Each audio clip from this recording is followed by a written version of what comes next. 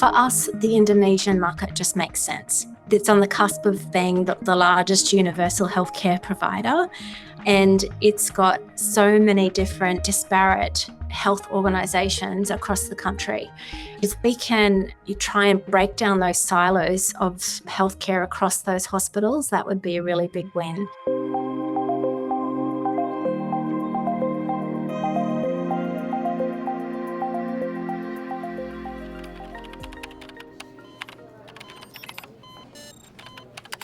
Welcome to this episode of the Katalis Podcast Season 3.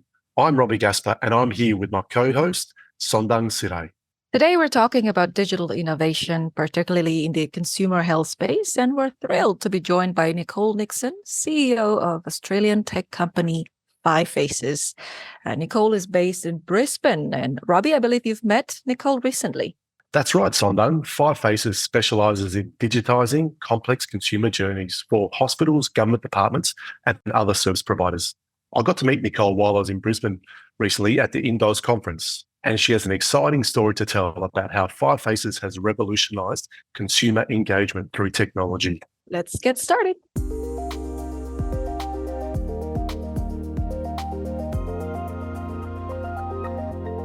Hi, Nicole. Thanks for joining us on the Katalis Podcast. So to get started, could you tell us a little bit about Five Faces? I know it's getting a bit crowded in this space, but what sets your company apart from those operating in digital healthcare, and what is your point of difference?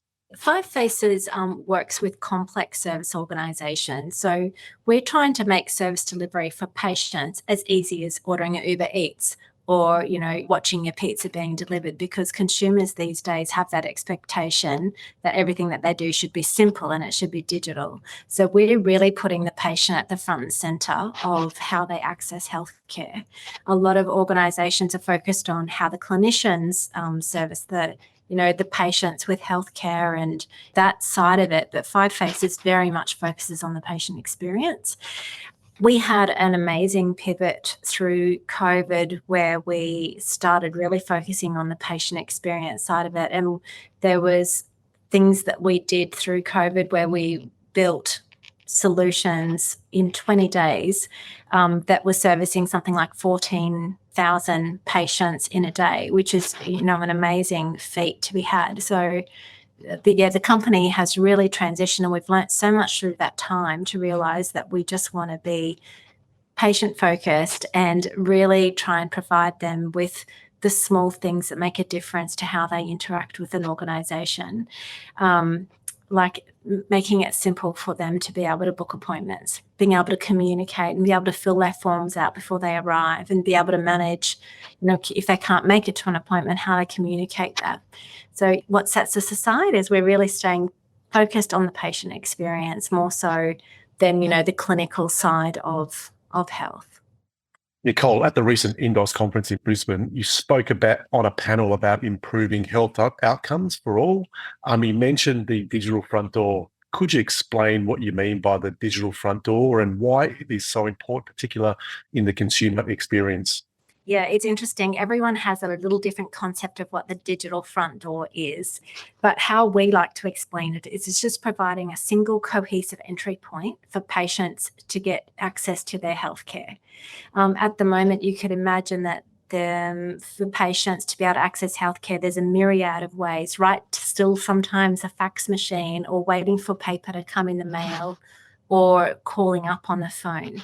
So we like to think that we can help digitise that process so that patients can fill out their paperwork prior to the day of appointment. They can help schedule their appointments, and they can even use the digital front door to be able to upload some medical records from their GP to cross those silos between the general practice and the public hospital sector. So giving them that platform where they own the data, they own the patient information, and empowers them because they know if they can control, when their appointment is, what information they're sharing, what questions they can ask when it suits them to ask. It just gives them a lot more confidence in the health system that they're dealing with. Five Faces is currently looking at overseas markets, Indonesia being one of the potential markets to expand into.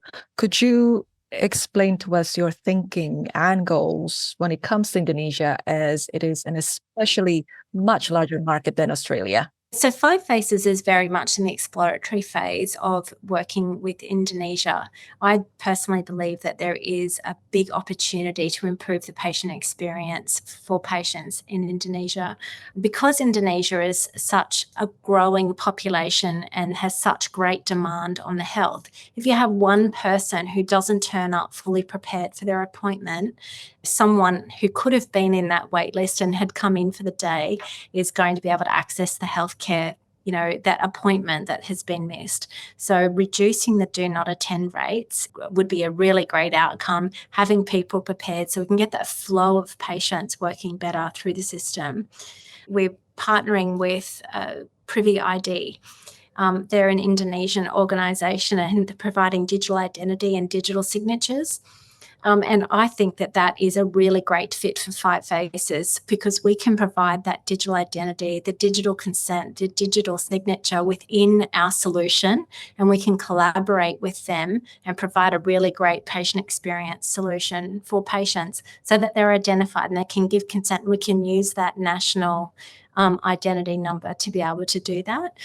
We can then easily integrate that into the patient journey. So every time there's a touch point within their health, journey through the hospital, we can continually identify them through that. So that partnership we are definitely exploring, and we've come up with a concept of how our two solutions can come together. And that's really showing how an Australian business and an Indonesian business can come together to solve some real critical problems in health.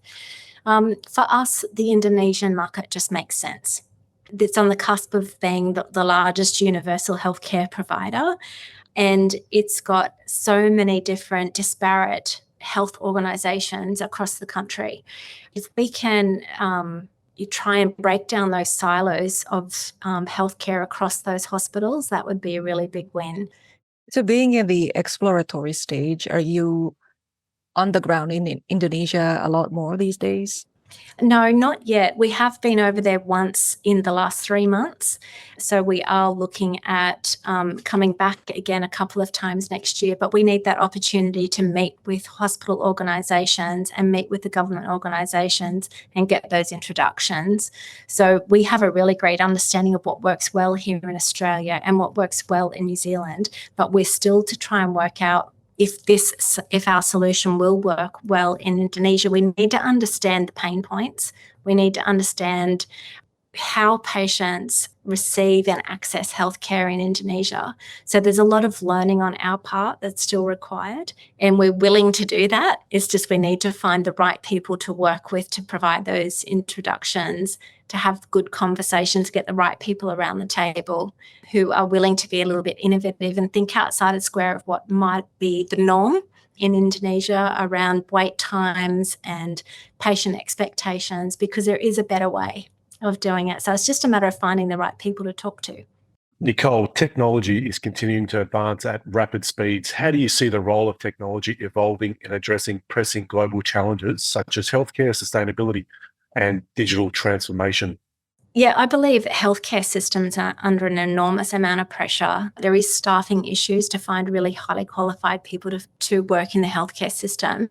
So as technologists, we're trying to find ways that we can reduce the administrative burden for the clinicians so they can spend more time with their patients, doing what they're supposed to be doing and providing those great health outcomes.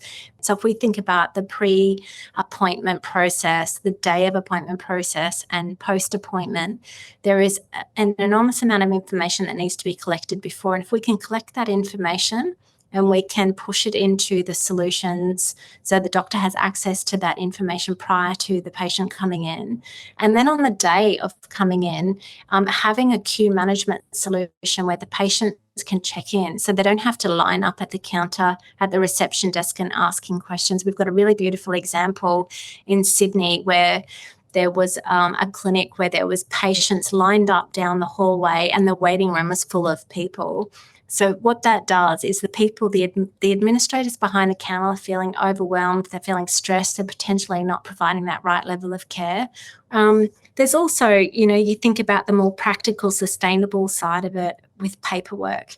So there's a lot of paper and there's a lot of wastage in the healthcare system. If we can digitize that and patients don't have to come in and fill out their information on a clipboard and a pen when they arrive, and they can do it on their mobile phone before coming in, you don't have the administrators having to replicate that information, potentially make an error because they're typing in, information that's been handwritten. So all of those little things, we've got a massive amount of paper that can be saved. We've got time that can be saved from the administration people. And, it really does provide that better experience. Nicole, thanks so much for your time today. Good luck. And we look forward to following Five Faces' journey closely. Thank you. You've been listening to a conversation with Nicole Nixon, the CEO of Five Faces. We hope you enjoyed the discussion. For more on Katalis, check us out on our website, iachepa-katalis.org, or find us on social media. Thanks for listening. We look forward to your company on the next episode of the Katalis Podcast.